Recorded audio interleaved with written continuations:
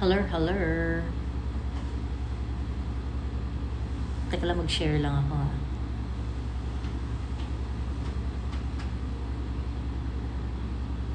Tanong mag-share ng live. Wait lang ha.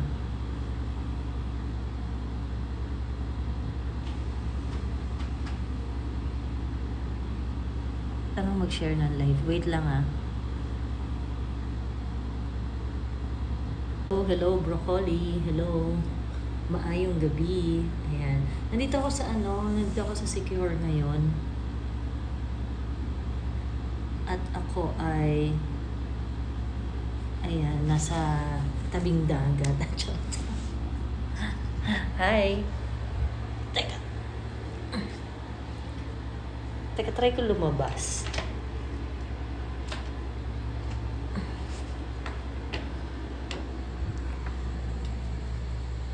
Kung mas malakas ang internet dito.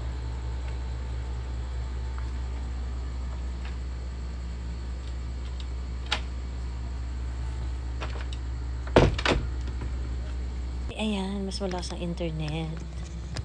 Mas malakas ang internet dito.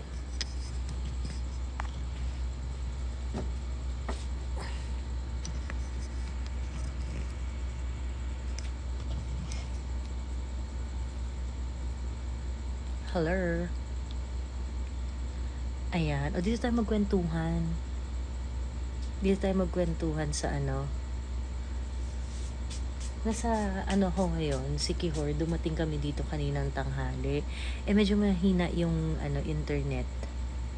So, parang feeling ko mukhang hindi kayang mag-stream ng Ay, nice naman sa tabing dagat. Gusto ko niyan, sabi ni Pretty Boy. Oo. Ayan, so pa-share na lang ng live para makasama natin yung mga ibang nilalang. Ayan, pa-share sa inyong mga friends, sa inyong mga enemies, mga relatives, ayan, lovers. Hi, Gear. Hello, hello, Gear. Kumusta? Nilalang talaga, oo. Miss Joey, nag-watch ako kay Miss Maharlika and Miss Sass, naloka kami dahil sa blue folder. Oo, no. 'Di ba? Actually, si Mother D, sinasabi niya na yun before na ang dami-dami nga nagre-reach out sa kanya. Kasi para sa mga sa mga gustong pasabugin, ganyan-ganyan. Ha, taga saan ka, ma'am? Taga Bulacan. Taga Bulacan. Kasi di ba nasa Dumaguete ako, nag-attend ako ng Maisog. So parang naisip ko, might as well, pumunta na ako ng Sikihor. Ayun. Para masaya. Diba? Ayun. Ay, taga, share ko lang share ko lang yung live sa wall ko sa Facebook. Wait lang ha. Diba? Ayun. Ay, taga, share ko lang share ko lang yung live sa wall ko sa Facebook. Wait lang ha. Hi, Tito Kevin. Hi, Zel Gatchalian. Tap mga classmates. Oo nga nakakaloka, no? Yun yung kay Mother Dragon yun. Nakakaloka yun. Kasi, at saka yung yung alam na pala ni Mother Dragon for quite some time. So, alam mo, this year, napansin ko talaga kay Maharlika, nag-level up talaga yung mga strategies niya in ang tawag dito, maliligo na ako bago matulog, sabi ni Jeff Bati. Gong init-init, dapat lang. Ayun. Hello, Miss Joey aka here. Hi! Hello, hello. Irie. Hello, hello. Ayan. Chao Sing Chi. Pa-shoutout po from mainland China. Idol. From mainland China talaga. Hello. Ayan.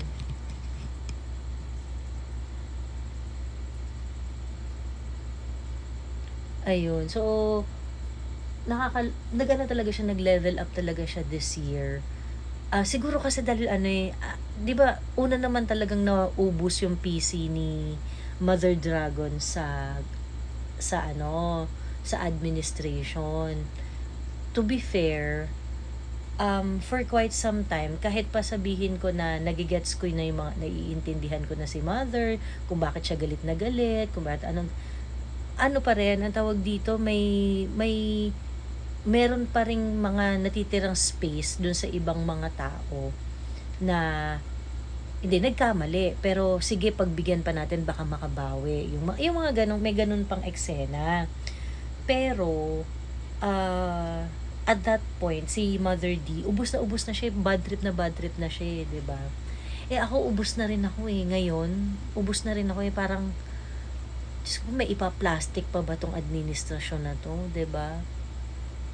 Ayun, hello toxic.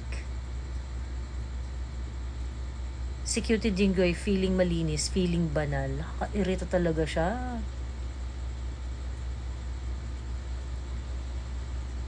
Ayun, shout out mga HMPY Discord. Sabi ni Mookie, hello, hello. Ayun. Nakakaloka. Nuno naman yan. Sabi ni Johnny Samia. Sino ka? Sino ka, Johnny Samia? Ka nakikisali. Naka-Discord po kami, watching you, sabi ni Z. Ay, hello, hello sa mga nasa Discord. Ayun. Ilang araw akong natigilan ko kasing mag-castor oil pero nag-castor oil ulit ako. Pag nag-castor oil ka talaga, after mo mag-castor oil, feeling mo diwata ka talaga. Naaliw ako, humirit si Asidre na ang pagbuwag ng NTF-ELCAC na kay Bangag ang final say. Yun, fina-float nila yung mga idea na ganyan no? Fina-float nila yung mga ganyang idea. Yung, i-dismantle na natin yung NTF-ELCAC. Yung it becomes an option. It becomes an option. Like for example, may posisyon na yung presidente tungkol dun sa ICC. 'Di ba? May posisyon na yung presidente tungkol sa ICC, pero gusto nilang pumosisyon gusto nilang magkaroon pa ng pag-aaral kuno, 'di ba? Thank you for joining my team. Ayan. Di tatalab kay Pagong ang castor oil, sabi ni J. Ano po ang tingin nyo? Totoo po ba kayong parating ang ICC? Sabi ni may TikTok ito. Nandito na, inalaw na nila na magpunta ang ICC, 'di ba? Matatandaan nyo noon, ang stand kasi ng government was hindi sila makiki-cooperate sa ICC. Yun ang stand kasi they do not believe that the government has jurisdiction. 'Di ba? At that the ICC has jurisdiction in the Philippines, ganyan. Yun yung stand ng 'di ba? Yun yung stand ng Bongbong administration. However, Maynardo Guevara said that while hindi makiki-cooperate ang administration sa ICC, they can come over and do their own thing. Ganon. 'Di ba? How about yung red tagging, ate? Di ko masyado magets yung SC decision. Actually, hindi ako masyadong concerned doon. Kasi parang, siguro concerning lang na ginamit yung word na red tagging. Pero, kung tutuusin, yung red tagging na yun, whatever red tagging means, red tagging must amount to red tagging must amount to threatening one's life, liberty, and security bago ka maaprubahan ng writ of amparo. Ganyan. Kung kunwari sasabi mo, komunista ka, ganyan, red tagging na ba yun na nakaka-threaten ng life, liberty, and property, and security? Diba? Parang, if any, yung press release na yon nakatulong sa mga makakaliwa. But I don't think na reinforce yung karapatan nila or na hindi ko ako siguro personally ako hindi ako ganun ka-worried doon sa SC declaration na yon. Pero hindi ko pa kasi nabasa yung buong buong desisyon. I'll listen to other lawyer vloggers. Itay ko binabalikan, gusto kong balikan yung live ni Attorney Trixie kasi pinaliwanag na raw niya yan eh. So, gusto kong balikan at pakinggan. Siguro I hope Attorney Harry Roque will also parang say something about it para mas holistic yung legal perspective doon. I would suggest na pakinggan natin yung mga abogado dyan sa pagdidiscuss ng mga bagay na yan. Ayun. Yan ang pagkakaalam mo kung panay tira ng mag-amang Duterte kay BBM. So, ibig mong sabihin, Goldberg, magbabago ang stand ni BBM on certain issues just because tinitira siya nung mag-amang Duterte. Ganyan ka babaw at ganyan ka stupid yung politics nyo. Proud ka pa dyan, Goldberg. Proud ka pa dyan. Hi, random! Hoy, miss ka na rin ate. Dito sa TikTok. Andito ako sa Sikihor. Ayan. Ayun. Si sino ka? Nandito na naman. Pa-explain naman ng RA 9851 Section 17. In-explain na po sa live ko noong isang araw. Kausap ko si Inaro. Diyos ko. Si sino ka? Pawiti na naman eh. Pakulam po. Manood ka doon. Pakinabang naman ako sa'yo. Manood ka doon nasa YouTube. Panoorin mo. Diniscuss ko yan kasama si Inaro. Paulit-ulit ang putang ina mo ka. Ayun. Miss Joey, please, pakulam si F. Nasa Discord kami watching. Wala na karapatan si BBM sa pwesto kahit siya pa ang Pangulo. Di siya dapat respetuhin bilang Pangulo. Well, hindi nga niya nirespeto yung boto natin eh. 'Di ba?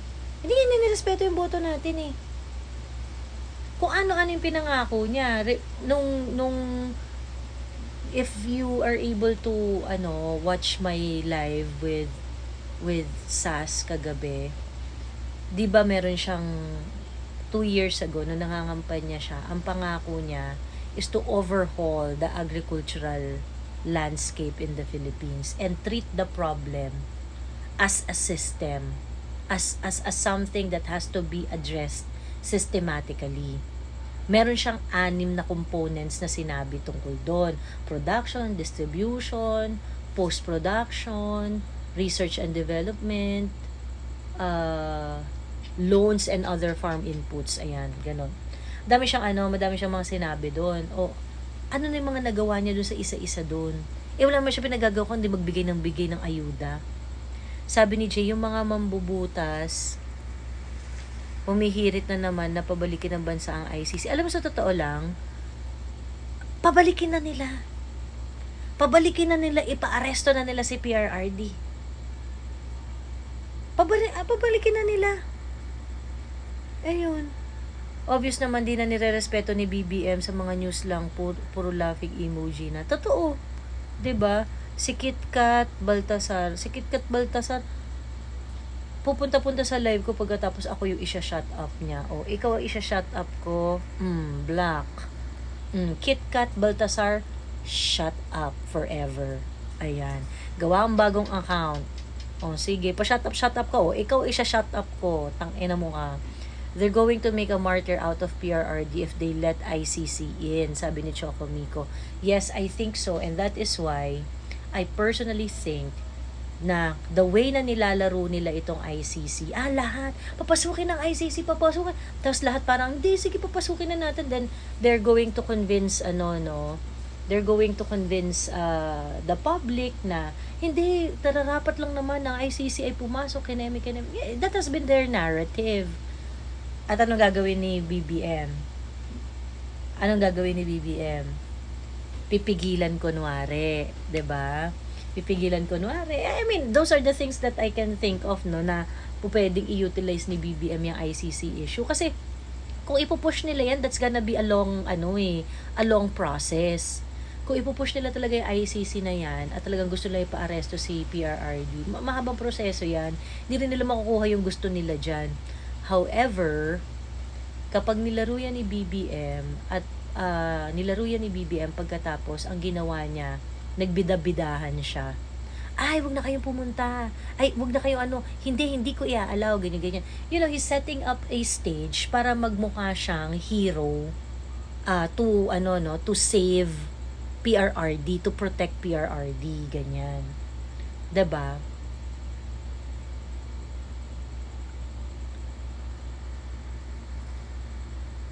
Lah, OA naman ni TikTok, restricted ako agad. Tsaka. Labas yung pwersa nyo, kalsada, DD shit, mag people power na kayo, sabi ni Goldberg. Huwag kang mag-alala, Goldberg, darating yan. Huwag kang mainip. Hindi ka naman kasali, hindi ka naman invited eh. Bakit worried na worried ka? Matagal na po yan, Ate Joey, kay PBB. Teka lang, magre-relive lang ako ha, kasi nire-report yung live ko. Magre-relive lang ako.